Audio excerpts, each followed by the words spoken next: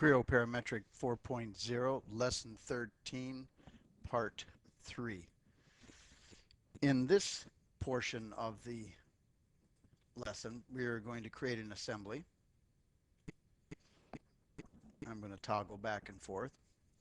And we're going to start off with the base plate. So it's a new assembly.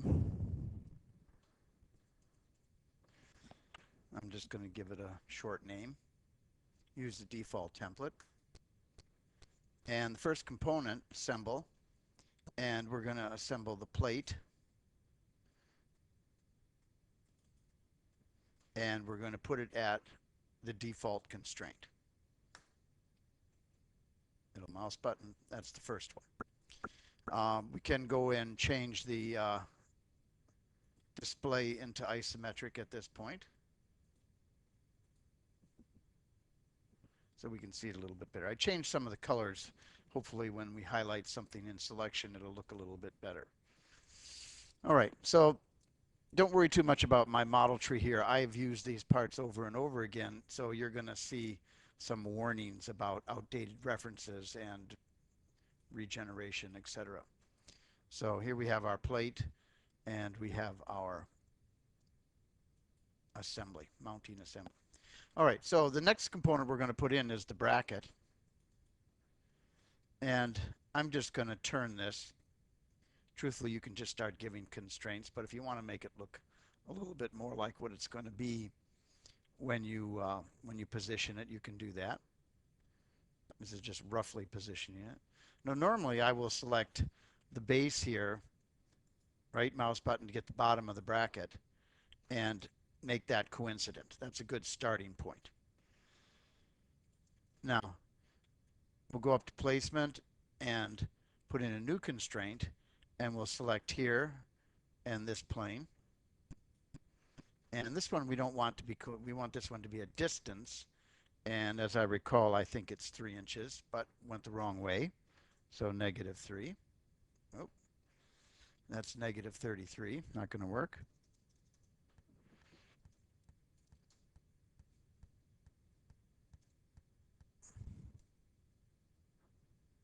I'll get it right one of these days. There we go. New constraint. My last one is going to be from here to here. And again, I want this to have a distance. And I'm going to type in -1.5. Oh, I guessed right. So we position it, middle mouse button, and we have 2 of our components there. I don't know about my choice of colors. I think it's worse than it was before. So I'm going to turn off all the datum features, and I'm going to turn off the annotation display. I'm also going to turn off the spin center. Now, if I start spinning this, it's a very long part. If I start spinning this, it's going to spin about the center here, center of the model. If I turn it off, wherever I pick, it's going to rotate about that. And I can control things a lot better if I do it this way. Like so. Now, I don't like the colors, so I'm going to change the base plate. I'm just going to open it up and do it. I can do it in assembly also. But I want to control it. I want to go and let's just pick a different material. I don't know about gold. We'll try gold. And if we want, we can actually go and alter that a little bit. I like to have it so that put a highlight on it. I'm going to go a little bit transparent with it. Like that. And let's hope that works out. I will close that. Okay, now we have a little bit of a contrast at least. Now, we've positioned the first component, first 2 actually for the assembly. We got that completed. Now the next thing is we're going to want to zoom in on the corner here. And it looks like I have an existing feature here I want to get rid of. Now what happened was I used this base plate previously. So I'm going to activate that, and I want to take a look at what that feature is. You can see it right here, and I want to delete that. And that's only because yours is not going to have that shown yet anyway. So back over to our assembly and activate it. All right, looks a lot better. All right, so we're going to put in a screw. But we're going to start off by positioning a point. I'm going to rotate this a little bit so I can see it. And I might as well make it smaller here because as long as I've got enough space to display what's going on. And I want to go over to my tools, and this is where I'm going to put in my screw. But the screw requires some sort of positioning. So under model, I'm going to go and select my point, and I'm going to pick somewhere down here. And I'm going to drag these offset references to the two planes. And as I recall, it's 0.75 in both directions. So middle mouse button, that completes my point. Now you don't see it because I have the points turned off up here. So I'll turn that back on. Now you can see the point. All right, so with the point activated, I give the next command, which would be an axis. It's going to go through that. You can see it here. And I'm going to hold down my control key and pick the other reference. And it'll put that axis in normal, or in other words, perpendicular to that surface. Click OK. And I have my point and axes reference. Now I can turn on my axes like so. So I have my axes and my point. So the next thing is I want to go and put in,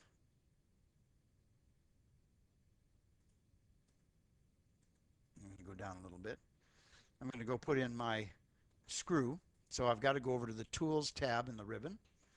And some software packages may not have this available. We'll have screw, but it might not have dowel. It depends on your system, how it's been set up, and what licenses it has. Regardless, the screw should be there, and we're going to put it on a point. And I'm going to select this point right here. And now it says, what surface do you want it to be on? And I want it to be on this surface, like so.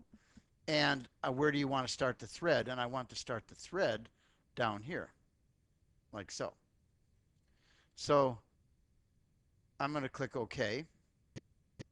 And it's going to open up my dialog for the screw fastener definition. And I'm going to expand out the choices here, like so.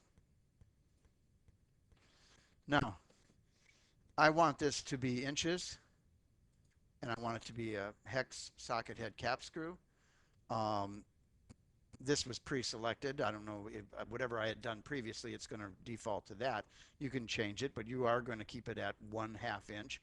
You're going to put a washer on one side, and it's going to be 1 3/4 inch long screw. This is a standard screw.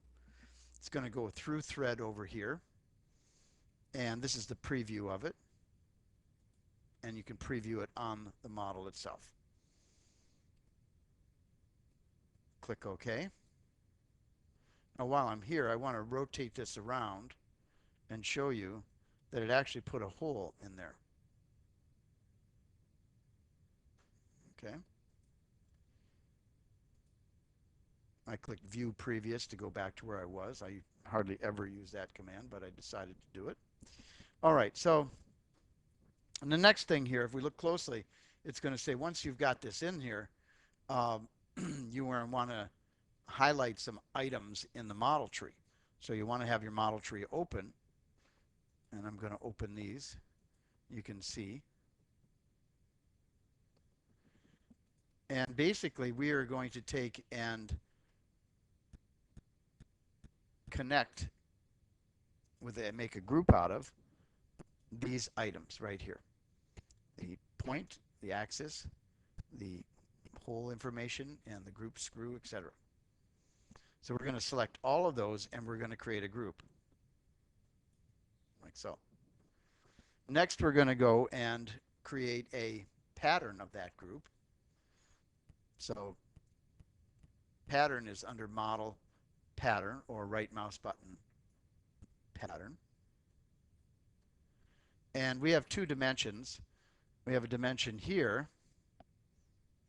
That's going to be one of our dimensions, and I think it's 3.5, and we're going to have 4 of those. Okay. In the other direction here, we're going to select this one, and it's 2.5, and it's only 2. And you can see the preview is helping us see visually what's going on here. So check. Now, while we're at it, let's take a look. And if we look on the bottom, we'll see that that hole did not get patterned. So the next step is we want to pattern that hole. So let me see if I can find where it is in here. So if I go and I select, I'm going to open this up. We can see this local group here. If we activate the base though, and click on that hole, it comes with the note, and we can pattern that. It'll reference the existing pattern, so we're using another type here, and check. And there's my set of holes, through holes. Click on this and go back and activate the assembly. Let's turn off everything so we can see it for a second. And we can go into view and temporary shade. Control D. And you can see the holes on the bottom now. All right, so this is activated, and basically what we want to do now is we want to be able to connect some of these items with another group. We've got the mounting bracket and the pattern. If we select both of those and we create a group out of that, and then we go and we go into Model tab, and we are going to copy it, and then we're going to paste special. We're going to put a move on it, and we're going to select the end here,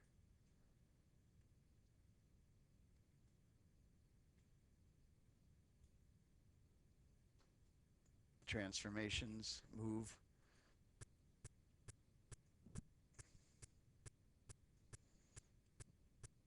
and it's supposed to be 22. For some reason, I'm not getting this to move. Let's see what happens. Oh, it did. I thought it would preview it. For some reason, it didn't. So I moved and copied, moved and paste. Basically, it's a copy. So now we have that in there. But if we go on to the bottom here, we're going to find out we have something missing. There's no hole. So there is an axis here. Turn on the axis. And I'm going to activate the base plate. And I'm going to select that axis. Better find out which one it is. It's this one here. And I'm going to put a hole in there. And this is the starting surface. And the hole is going to be a standard hole. It's going to be through all. And it's going to be a 1/2 inch. Matching the bolt that we put in, the socket head cap screw. All right. We can go over to shape. It's going to be a through. And that should do it. And check. So now we have our threaded hole, but we only have one. So with that highlighted, we're going to select pattern. reference comes up again. It's going to the existing pattern that's there. Check. And now we have all our holes done. So basically we've got the bracket copied and patterned. We used pretty much everything but axial pattern so far. In the last portion, part 4, we will cover the dowel and a few other items.